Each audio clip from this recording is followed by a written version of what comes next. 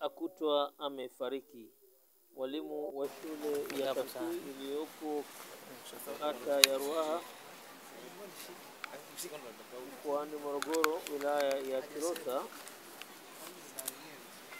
alifahamika kwa jina la Deogratias Sija, amefariki nyumbani kwake baada ya kujinyonga. Tupate close up vizuri. Hapo mbele Hapo sasa kunyanyuka. Kuna taarifa kutoka kwa mwalimu wa shule ya Katui aliyekuwa akifundisha, mwalimu Deogratias Sija. Ndugu wasikilizaji na watazamaji wetu, tuko katika eneo hili la tukio la msiba ambao msiba ulikuwa wa ghafla. Lakini hebu tupate maelekezo kutoka kwa mkuu wa shule Jessica, ambapo mnaimwona mbele yenu ndiye mwalimu mkuu. Yeye ndiye atakayeweza kutoa maelekezo namna ambavyo tukio lilivyokuwa. Mwalimu, sijui unaitwa nani? Kwa majina naitwa Jessica Kusiuka, mwalimu mkuu wa shule ya Katui ambako marehemu alikuwa anafanya kazi kwa muda mrefu. Vipi tukio hili namna ambavyo lilivyotokea, unaweza kuelezea namna gani ambavyo limetokea hili tukio?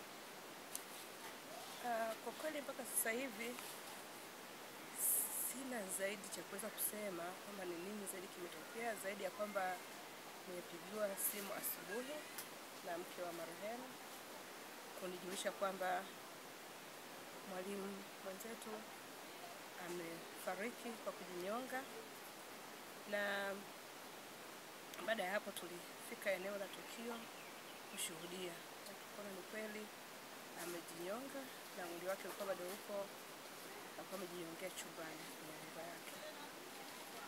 Kabla ya kujinyonga marehemu alikuwa na tatizo gani kabla ya tukio hili? Kwa kweli ni kusema kweli hakuwa na tatizo lolote ambalo sisi tulijua. Labda kama alikuwa anaficha, alikuwa anafanya siri, lakini sisi kama wafanyakazi wenzake hatukuwahi kuona kwamba ana tatizo lolote.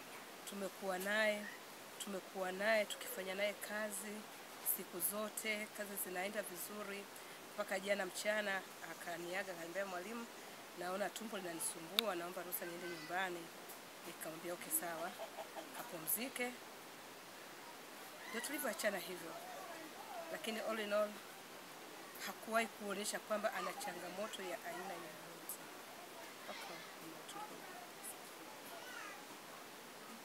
Na baada ya kuja kwa, bila shaka maaskari walishakuja, lipi ambalo lilojiri baada ya kuja maaskari kuchukua mwili wa marehemu?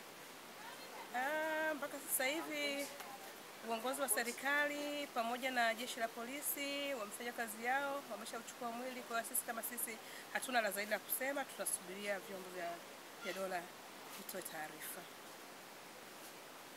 Mpaka sasa hivi bado hatujapata taarifa, bado tunaendelea kusubiri kwa sababu bado kuna watu wanaendelea kuhojiwa kutokana na hilo tukio. Kwa hiyo tunasubiria wao. Ni mimi Ahmed Abdalla Mkana lile nikiripoti kutoka eneo hili la tukio. Hebu sasa tupate fursa ya kwenda kuonana na mke wa marehemu. Sijui kama yupo katika maeneo haya. Mke wa marehemu yupo, ila anajiandaa kwenda kituoni sasa kwa mahojiano zaidi. Yupo. Shukrani. Asante. Mimi nakuona. Hapa nipata fursa sasa ya kuonana na mtoto wa marehemu ambao kutukio lilitokea hapo jana. Bwana, unaitwa nani? Alfonsi Mlago. Bwana Alfonsi Mlago, pole sana kwa tukio ambalo lilikutokea, kufiwa, kuondokewa na mzazi wako. Samahani sana, tunatujue chanzo hasa mpaka kilichompelekea marehemu mzee kuelekea katika hali safari ya kujinyonga. Ilikuwa ni nini zaidi? Una habari yoyote kuhusiana na tatizo lilikuwa nalo marehemu mzee? Na kiukweli mpaka dakika hii hakuna chanzo kinachothibitika kwamba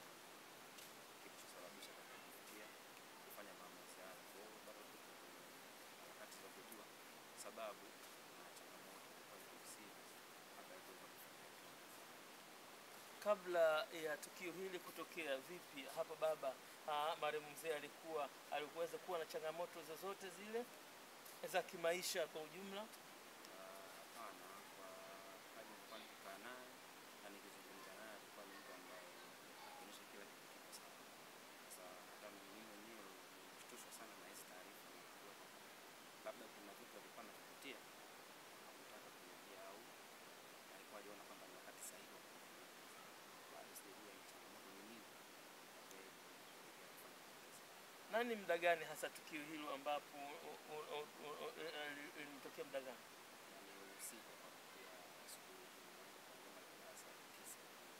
Katika majira saa 9 bila shaka tukio hilo ndio limetokea.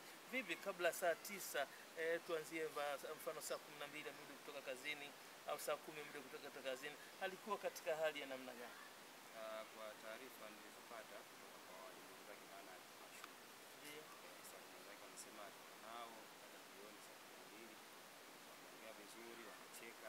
Sasa sijajua baada ya hapo kilichoendelea sahihi ni nini mpaka kumpelekea kufanya. Basi ndugu wasikilizaji na watazamaji wetu, mimi ni Abdalla Ahmed Abdalla Mkanalile nikiripoti toka eneo hili la tukio. Bado tunaendelea kufuatilia nini hasa tatizo la marehemu lililomtokea hata mpaka likampelekea aweze kuwa na maamuzi mazito, maamuzi ya kujinyonga, ambayo ni maamuzi hatari sana. Kwa hiyo tunafuatilia, ndugu watazamaji na wasikilizaji wetu, tuwajuza hivi punde. Sasa tumepata fursa ya kuonana pia na mwenyeji wa marehemu katika maeneo haya. Mzee unaitwa nani? Lucas John Malamba. Au huyu ni mzee Lucas John Malamba ambaye ni mwenyeji wa siku nyingi sana katika maeneo. Vipi kuhusiana na habari ya kifo cha marehemu? Kifo cha marehemu bwana huyu, sisi asubuhi tunakuja sikia tu anakuambia bwana marehemu kajinyonga. Sasa kwa hiyo hatujui tatizo ni nini, na siku zote tunaona hapa anakuja bila wasiwasi. Sasa jana alikuwa anachota maji. Majira ya saa ngapi?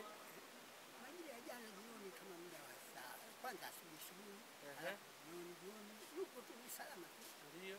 Lakini sasa cha ajabu tunasikia leo kwamba ni nini, tunashangaa sana. Tunakuja pale kweli ukiwa kama ni mwenyeji ambaye uliweza kuishi vyema na marehemu, vipi maisha yake na maisha yenu kwa ujumla? Maisha yake amekuja juzi hapa, maisha yake ni mazuri tu, hana ugomvi na mtu, hana maneno na mtu, ni mtu wa furaha tu, hakuna wasiwasi.